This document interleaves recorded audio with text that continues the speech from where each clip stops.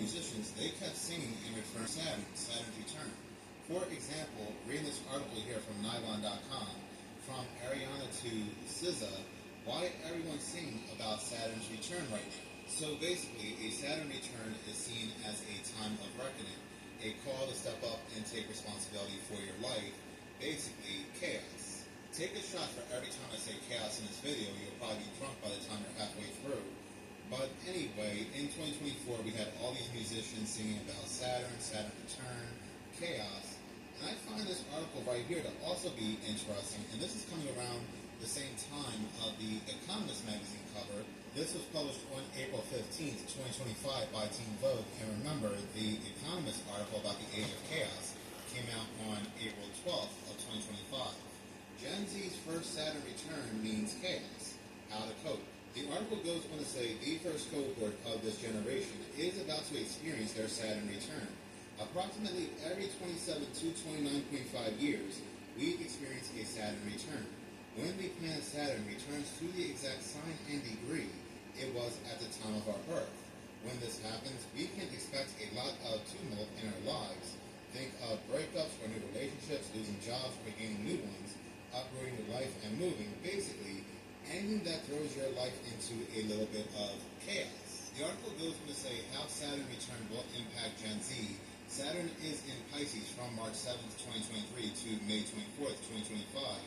And then again from September 1st, 2025 to February 13th, 2026.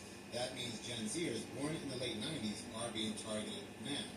Very weird, isn't it? When life gets wild, it's normal to feel like you're losing control. During your Saturn return, you just have to embrace the chaos. This gets even better. Listen to this, and it'll instantly make you think of what's currently going on in Los Angeles.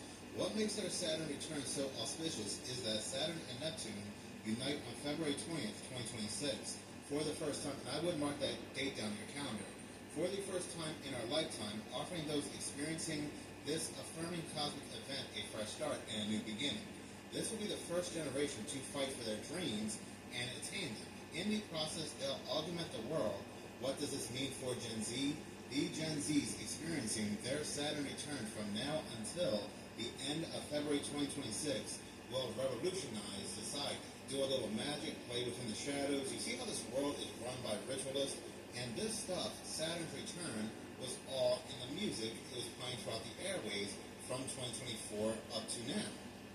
So going back to the 2025 Economist magazine cover, what we're shown here now makes a lot of sense. They are showing us Saturn, Saturn's return. Basically, they are showing us chaos. Chaos sits on top of everything in 2025. Chaos is the crown.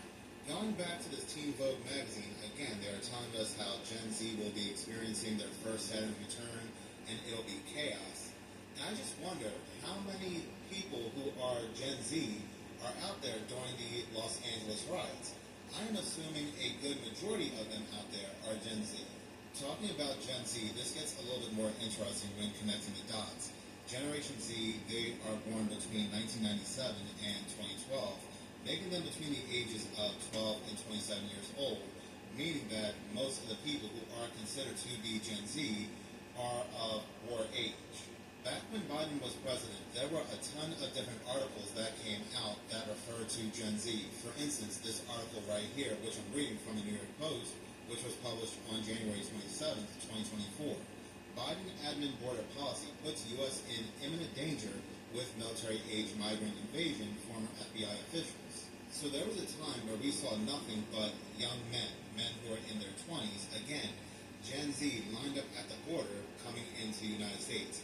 No children, no women, just young military-age men. Continue to read this article, it goes on to say, in its modern history, the U.S. has never suffered an invasion of a homeland, and yet one is unfolding now, according to the officials, which included former Terrorist Screening Center Director Timothy Healy, FBI Assistant Directors Kevin Brock and Chris Swecker, and Mark Morgan, the former Acting Commissioner, U.S. Customs and Border Protection, who's also an ex-FBI superintendent. They were quoted as saying, military-aged men from across the globe, many from countries or regions not friendly to the United States, are landing in waves on our soil by the thousands, not by splashing ashore from a ship or parachuting from a plane, but rather by foot across a border that has been accurately advertised around the world as largely unprotected and with ready access granted. The letter continued.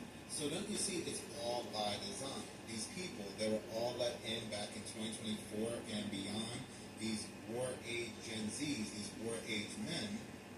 And now, in 2025, these Gen Zs, now is their time of chaos. The so-called powers that be, they are very evil. They are disgusting. I can't even call them people. They were having their controlled puppets, their musicians, sing about it back in 2024. Their news agencies, their news and media, they were telling us this ahead of time. What's currently going on in Los Angeles is not solely about ICE. It's about the destruction of the United States from within.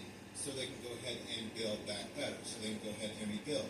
What comes after chaos? What comes after chaos is order. Order out of chaos. That is basically the definition of Saturn's return.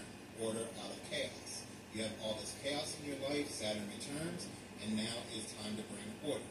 But talking about testing these riots in Los Angeles is not all about bringing down the United States. It's also about gathering information, collecting information.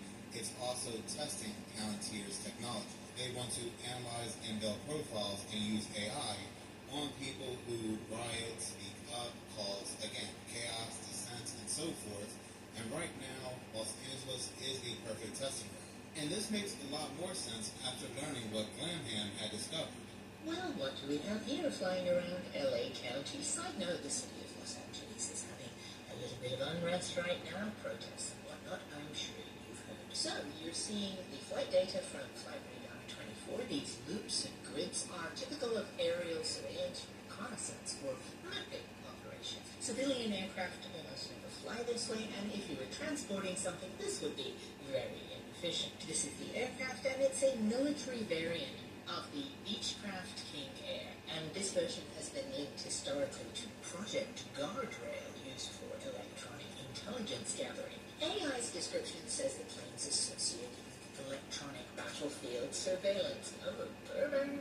How does one define battlefield? This flight pattern is consistent with wide area camera surveillance, radar scanning, cell signal interception, LiDAR mapping, so surveillance is likely just a guess. The aircraft has no visible registration or metadata, which is a clue of government, military, or intelligence operations. The reality is we're in an era where airspace is more than a way for people to go on holiday. Do you think it's about arresting you, or is it about predicting you? Think on that. I'll see you in the comments. Take care. I happen to have learned something crazy about Palantir, that over 1 billion of us may have been testing for the funders of Palantir, or one of the funders anyway. One of those funders was Inc.